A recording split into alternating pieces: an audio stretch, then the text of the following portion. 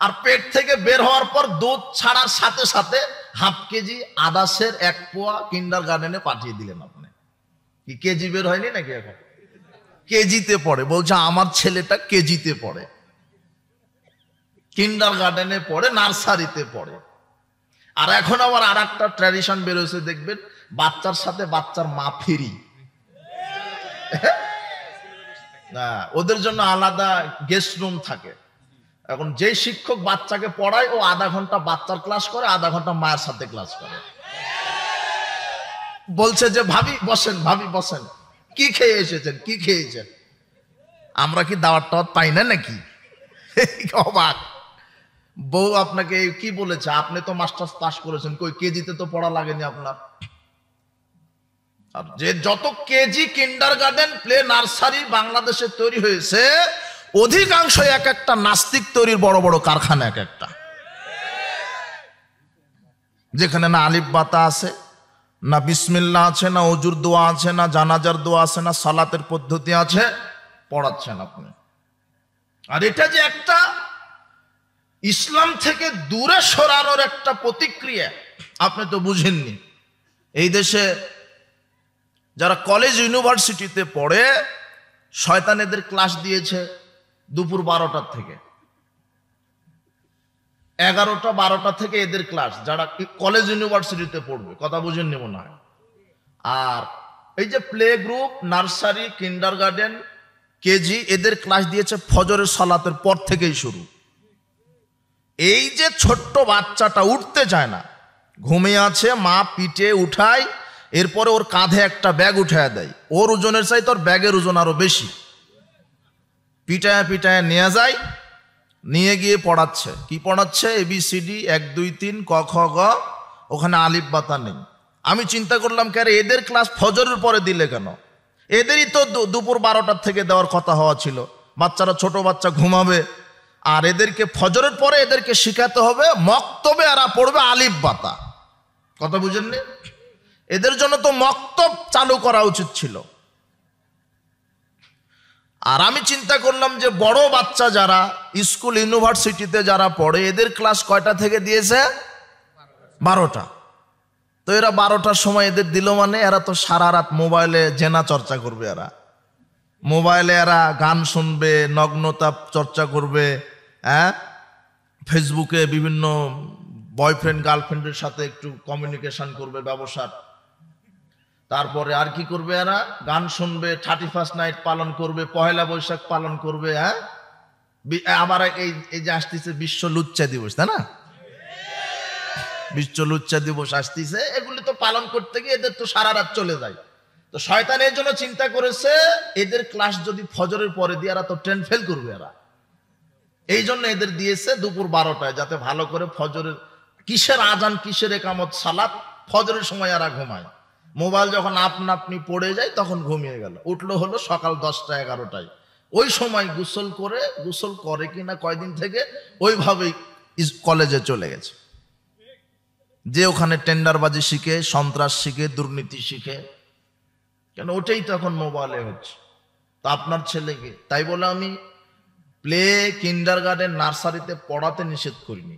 আমি জাতির যারা এইগুলি কিন্ডার গার্ডেন খুলেছেন, প্লে, নার্সারি খুলেছেন, আপনারা পড়ান, কিন্তু ওখানে সিলেবাসে যোগ করতে হবে কোরআন এবং হাদিস। আল্লাহ বলেছেন ইকরা বিসমি রাব্বিকাল্লাযী খালাক, আগে কোরআন হাদিস পড়তে হবে। তারপরে আপনি ABCD শিখান, আপনি BCS ক্যাডার বানান, ইঞ্জিনিয়ার বানান, আমাদের কোনো আপত্তি নেই। কারণ আমার ছেলে, আপনার ছেলে আপনি ধ্বংস করছেন, আপনি তো বুঝতে পারছেন না। আজকে আপনি 500 টাকা খরচ করে মক্তবে পড়াতে পারছেন না, আর 5000 টাকা খরচ করে ইংরেজিতে প্রাইভেট দেন, তো আপনি বৃদ্ধাশ্রমে থাকবেন না, তো আলেমের ছেলে পিতামাতা বৃদ্ধাশ্রমে থাকবে নাকি? আপনি তো থাকবেন। আদর্শ পরিবার কিভাবে গড়বেন? আপনি তো অরাজকতা তৈরি করেছেন।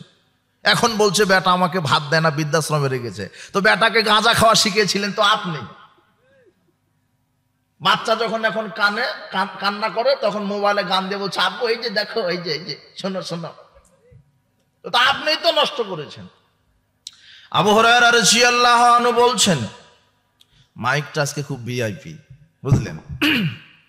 রাসূল সাল্লাল্লাহু আলাইহি ওয়াসাল্লাম বলেছেন, কুল্লু মাউলুদিন ইউলাদু আলাল ফিতরা, প্রত্যেকটা সন্তান ইসলামী স্বভাব নিয়ে জন্মগ্রহণ করে। প্রত্যেকটা সন্তান ইসলামী স্বভাব নিয়ে জন্মগ্রহণ করে। ফাবাহু হাব্বেদানিহি আও নিসরানিহি আও মেজ্জাসানিহি, পিতামাতা তাকে ইহুদি বানায়, পিতামাতা তাকে অগ্নিপূজক বানায়, পিতামাতা তাকে খ্রিস্টান বানায়, পিতামাতা তাকে মূর্তি পূজক বানায়। আল্লাহর নবী বলছেন প্রত্যেকটা সন্তান ইসলামের ওপরেই জন্মগ্রহণ করে, কিন্তু পিতামাতা তাকে ইহুদি খ্রিস্টান বানায়, পথভ্রষ্ট করে দেয়।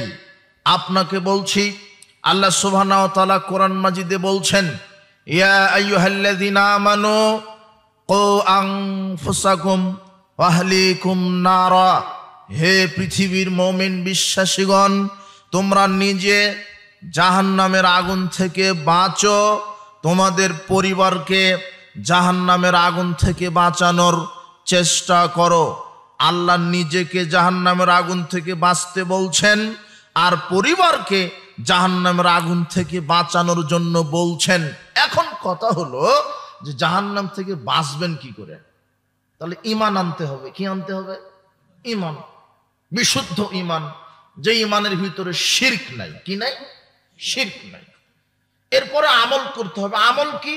সালাত, সিয়াম, সামর্থ্য থাকলে হজ, যাকাত, দান, সদাকা, কোরআন তেলাওয়াত, পিতামাতার খেদমত, সত্য কথা, আমানতদারিতা, প্রতিবেশীর হক, নিকট আত্মীয়দের হক, দূর প্রতিবেশী দূর আত্মীয়দের হক, এগুলি হলো সৎ আমল।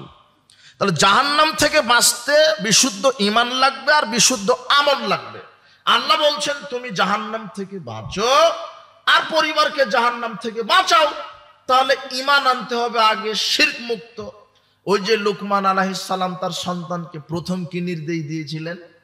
ইয়া বুনাইয়া লা তুশরিক বিল্লাহ, হে আদরের সন্তান, তুমি আল্লাহর সাথে কি করো না?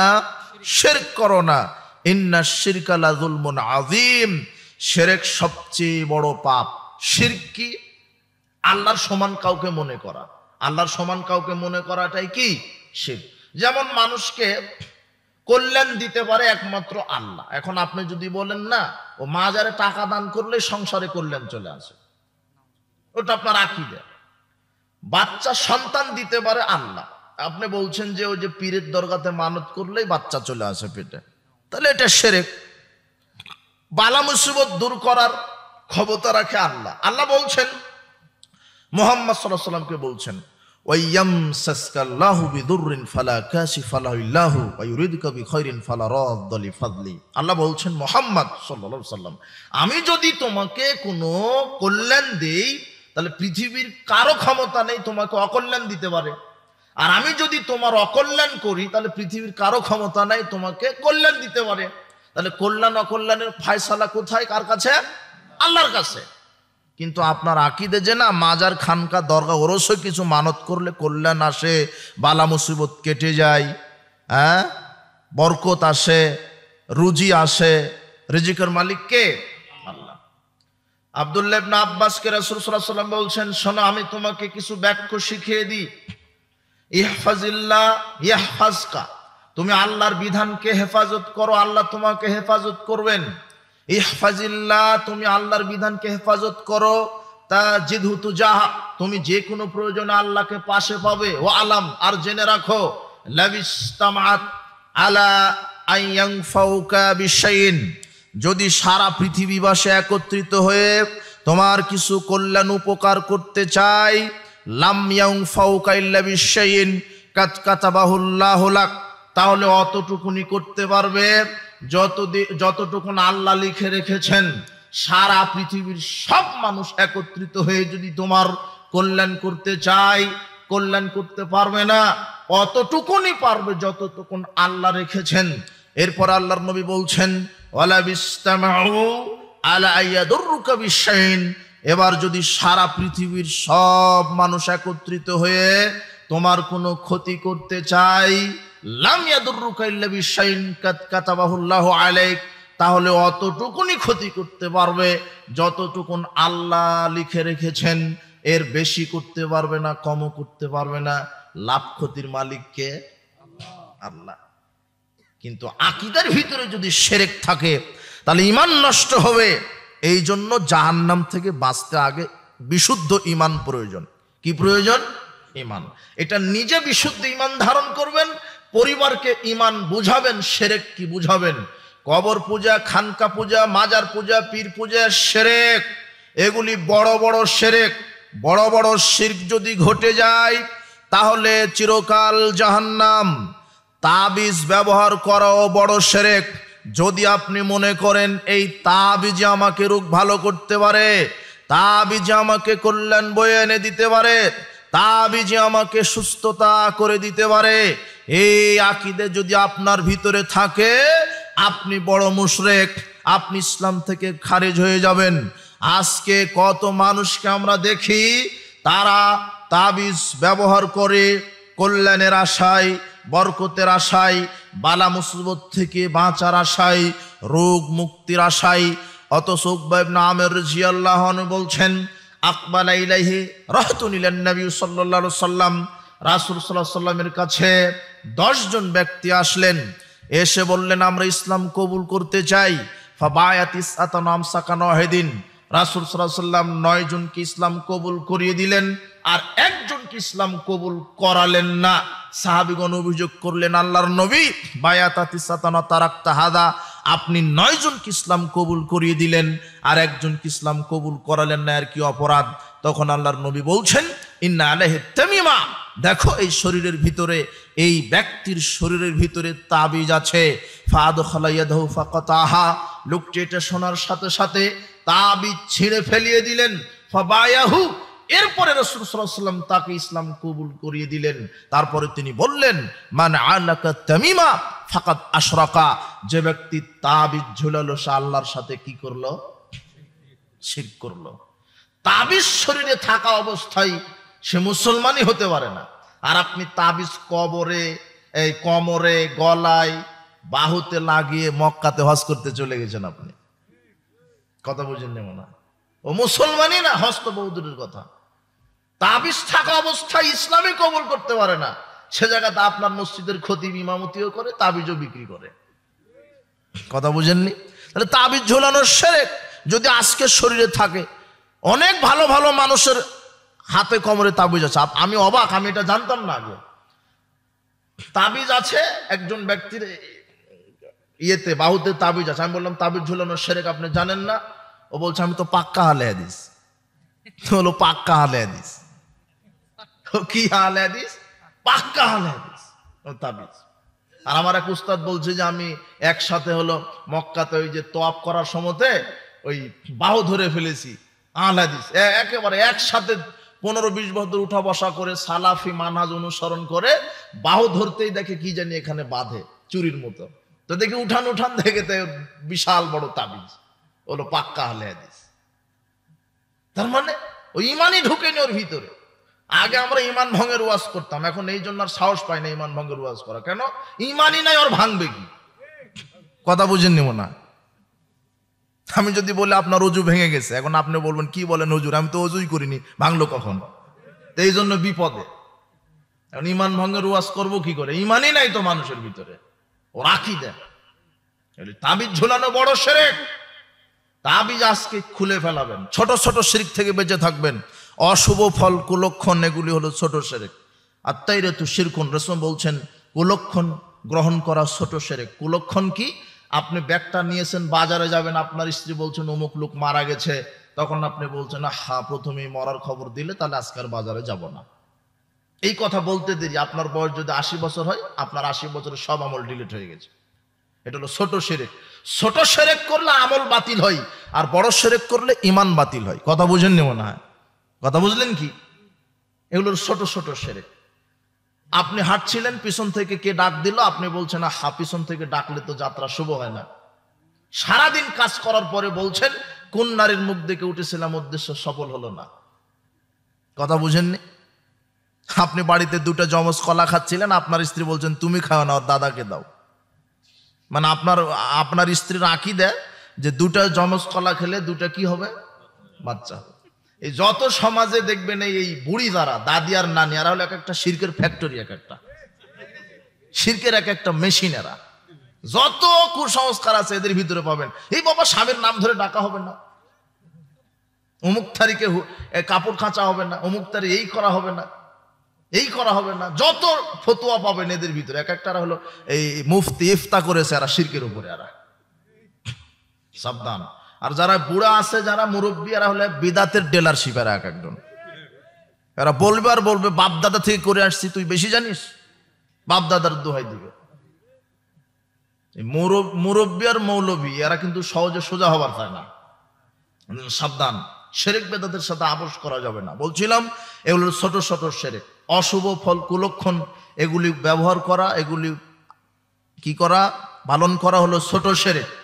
এই কুলক্ষণ, আরো কত কুলক্ষণ আছে, এগুলি থেকে আমাদেরকে বিরত থাকতে হবে। দোকানদার সকালে বাকি দিবেন, আর আকিদা যদি বাকি দিই সারা দিন কি যাবে, বাকিতেই যাবে। ওটা হলো তার ওটা কি। তাহলে আমাকে জাহান্নাম থেকে বাঁচতে হবে কি, বিশুদ্ধ ঈমান এনে, আর পরিবারকে বাঁচাতে হবে বিশুদ্ধ ঈমান শিক্ষা দিয়ে। কথা বুঝেছেন? আপনি সালাত আদায় করেন, আপনার ঈমানের ভিতরে শিরক, ওই সালাতের দাম আছে? রাসূল বলছেন তোমাদের মধ্যে একজন জাতি বের হবে, তারা খুব বেশি বেশি সালাত আদায় করবে, সিয়াম পালন করবে, হজ করবে, কিন্তু আল্লাহর নবী বলছেন তারা মুসলমানই থাকবে না, মানে তারা মুশরিক। কোরআন মাইতে অনেক আয়াত আছে, এগুলি পড়তে হবে। আল্লাহ বলছেন ওয়ামা ইউমিনু আকসারুহুম বিল্লাহ ইল্লা ওয়া হুম মুশরিকুন, অধিকাংশ মানুষ আল্লাহকে বিশ্বাস করে আবার শিরক হয়ে মুশরিক হয়ে গেছে। এরা মসজিদেও সেজদা করে, মাজারও সেজদা করে, এরকম লোক আছে না? এরা অটোমেটিক্যালি মুশরিক। এরা এই জন্য আমি বলি দুই শ্রেণীর মানুষ, এরা অরিজিনাল বলদ। কয় শ্রেণীর মানুষ? দুই শ্রেণীর মানুষ অরিজিনাল বলদ, এর মধ্যে সন্দেহ নাই। একটা হলো কবর পূজারী, মাজার পূজারী, পীর পূজারী, আর একটা হলো মদখুর যারা। এই দুটো কথা, নতুন কথা শুনে রাখেন। যদি পৃথিবীতে দুই শ্রেণীর মানুষ অরিজিনাল বলদ হয়, এরা মানে পীর যা বলে এরা তাই করে, ও শরীয়তে থাকুক আর না থাকুক।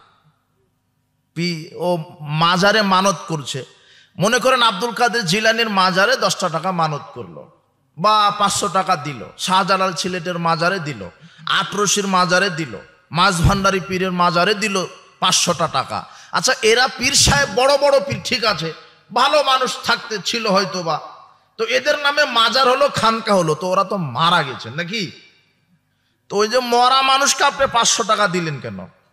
আচ্ছা, টাকা কি মরা মানুষের বেশি প্রয়োজন না জীবিত মানুষের? আপনি মাজারে গিলাপ জড়ালেন কেন? মাজারে কেন আগরবাতি মোমবাতি জানালেন? গিলাপটা কেন মাজারের ওপরে, কবরের ওপরে?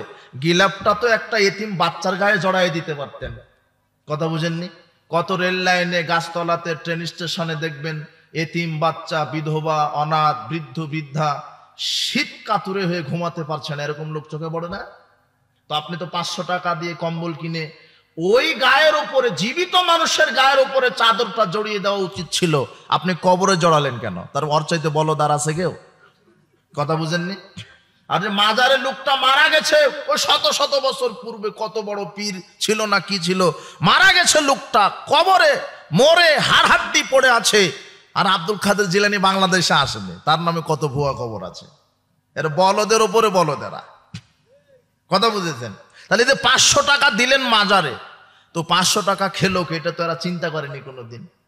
আপনি যে মাজারে একটা গরু মানত করলেন, খাসি মানত করলেন, দিলেন তো মরা পীরকে, কিন্তু খেলো কে? কথা বুঝেননি মনে হয়? আপনি 500 টাকা দিলেন আব্দুল কাদের জিলানীকে খুশি করার জন্য, কিন্তু ওই টাকা খেলো কে? এটা তো একটু চিন্তা করা দরকার। তার মানে আমরা চিন্তা করে দেখেছি যে বাংলাদেশে বড় বড় গাঁজা ফ্যাক্টরিতে যত গাঁজা আছে, এই পীরের দরবার শরীফে তার চাইতে বেশি গাঁজা পাওয়া যায়। আপনি ওখানে টাকা দিলেন মানে ওদেরকে গাঁজা খাওয়ার ব্যবস্থা করে দিলেন আপনি। এর হলো একটা বলদ। আর আরেকটা বলদ কারা? যারা যে বিড়ি সিগারেট জর্দা গুল খায়, এরা হলো আরেকটা বলদ, অরিজিনাল বলদ, ডুপ্লিকেট না। কেমন করে বলদ এরা? বারবার এই কথা চলে আসছে, খারাপ লাগছে আমাকে, কিন্তু বোঝাতে গিয়ে বলা লাগছে। এর পূর্বে এই কথা বলিনি কোনোদিন, তবে আজকে ঘটনাটা আমি পেলাম যে আসলেই তো এরা এরকম শ্রেণী। কেন? আশ্চর্য, পৃথিবীতে একটা খাবার যার নাম মাদক, আশ্চর্য একটা ভিআইপি খাবার যার নাম একটা মাদক। আপনি বাচ্চাকে কি ল্যাকটোজেন খাওয়ায় নাকি? ড্যানো, দুধের তৈরি করা এগুলা নাকি? হ্যাঁ, এগুলা। এখন ওই যে ল্যাকটোজেন কিনতে গেছেন, ল্যাকটোজেনের প্যাকেটের গায়ে লেখা আছে ল্যাকটোজেন পান করলে ক্যান্সার হবে। তারপরে কি আর বললে তুমি? ড্যানো। ড্যানো, এই ড্যানো, এই নেসলা, এটা খেলে ক্যান্সারের কারণ। ড্যানো খাওয়া, বিষ পান করা, এগুলি যদি লেখা থাকে তো দোকানদারকে আপনি ওখানে ছেড়ে দিবেন নাকি? তাই বেটা, এটা খেলে ক্যান্সার হবে তো বিক্রি করিস কে? বলবেন না? বলবেন কি না? আশ্চর্য, একটা বিস্কিটের প্যাকেট কিনবেন আপনি, ভালো বিস্কিটের নাম কি, যাই হোক, একটা বিস্কিটের প্যাকেট কিনলেন, তো বিস্কিটের গায়ে যদি লেখা থাকে যে বিস্কিট খাওয়া ক্যান্সারের কারণ, তাহলে ওই বিস্কিট কিনবেন? দোকানদারকে আগে কি করবেন? মায়ের, আরে বেটা, এই ক্যান্সার হবে তো কেমন বিস্কিট বিক্রি করিস তুই, তুই বের হ না, কি বলেন? হ্যাঁ, বিস্কিট কিনছেন, বিস্কিটের গায়ে লেখা আছে বিস্কিট খেলে ক্যান্সার হবে, এই বিস্কিট খাওয়া মৃত্যুর কারণ, আপনি কিনবেন? কিনবেন না। কিন্তু এক শ্রেণীর বলদ আছে, লেখা থাকে গায়ে যে ধূমপান বিষ পান, ধূমপান ক্যান্সারের কারণ, তারপরেও খায়। এদেরকে আমি কি বলবো বলেন তো? কথা বুঝেছেন কিছু? আর ওই যে উস্তাদ মনে একটা উদাহরণ দিয়ে গেছে, দেখি ওই যে তামাকের উদাহরণ দিয়ে গেছে না? আমরা মাঝে মাঝে, এই গতকালকে রংপুর গেছিলাম, এই আমার ড্রাইভার কোথায়, ও বলছে যে এগুলা কি, এগুলা রংপুর গেছি, লালমনিরহাট, লালমনিরহাট, একর একর জমিতে তামাক চাষ হয়ে আছে, একর একর জমি। এখানে বক্তব্য দিচ্ছে আর ওখানে তামাক পাতা চাষ, মানে জমির ধারে আমি বক্তব্য দিচ্ছি। আমি ওদেরকে বলছি আজকে তওবা করবেন, আগামীকাল থেকে ভিক্ষা করে খেতে রাজি থাকেন, তাও তামাক চাষ করবেন না। এই কথা ওখানে গতকাল বলে এসেছি। আমি বলেছি যে আপনারাই তো তার প্রমাণ আমাদের চাইতে বেশি জানবেন, যে তামাক এমন একটা জিনিস, আশ্চর্য একটা খাবার, যেটা যেই খায় ও ছাড়া দ্বিতীয় কোনো প্রাণী পৃথিবীর খায় না। আচ্ছা, আমি এক গ্লাস দুধ খাই, ওটা কিন্তু বিড়ালেও খাই, দুধ খায় না? আমি ডিম খাই, বিড়ালেও খাই। আমি একটা রুটি খাই, কুকুরেও খাই। আমি একটা মাছ খাই, কুকুরেও মাছ খাই। কিন্তু আমি যেটা খাই সেটা আমি ছাড়া দ্বিতীয় কোনো প্রাণী খায় না। সেটা কি খাবার? ওই যে মাদক, এই তামাক পাতাটা, ওটা থেকেই জর্দা তৈরি হয়, বিড়ির মশলা, সিগারেটের মশলা। এই হারামখোররা আবার ফু ছাড়ে দিয়ে তাকায় থাকে, ফু গেল কদ্দুর, মনে করে যে আমি কি হলাম রে। হ্যাঁ, অথচ যেটা খাচ্ছে সেটা কুকুরে খাবে না। তামাক যেখানে চাষ হচ্ছে, তামাক যেখানে চাষ হয়, ওটাই আবার নকল করি উস্তাদের কথা। শামসুর রহমান আজাদি সাহেব বলে গেলেন যে ওখানে কি, আমরা তো রাজশাহীর মানুষ না, যে নাটোর রাজশাহীর মানুষ, পটল বেগুন চাষ করেন, আমরা নেট দিয়ে বেড়া দিই বা বাঁশ দিয়ে ঘেরাও দিই, কেন? গরু ছাগলে যাতে না খায়। কিন্তু ভাই, যারা তামাক চাষ করে এরা কিন্তু বেড়া দেয় না। ওদেরকে জিজ্ঞাসা করবেন কেন বেড়া দেন না, তখন ওরা সুন্দরভাবে উত্তর দেয় যে না, কোনো টেনশন নাই, এটা ছাগলে খায় না, এটা গরুয়ে খায় না, বান্দরে খায় না, কুকুরেও খায় না, কুকুর তো ভালো, শুয়োরেও খায় না, খায় শুধু হুজুরেরা খায়, আর বলে মকরুহ। আর কি বলে? মকরুহ। এদের তো লজ্জা শরম থাকা দরকার।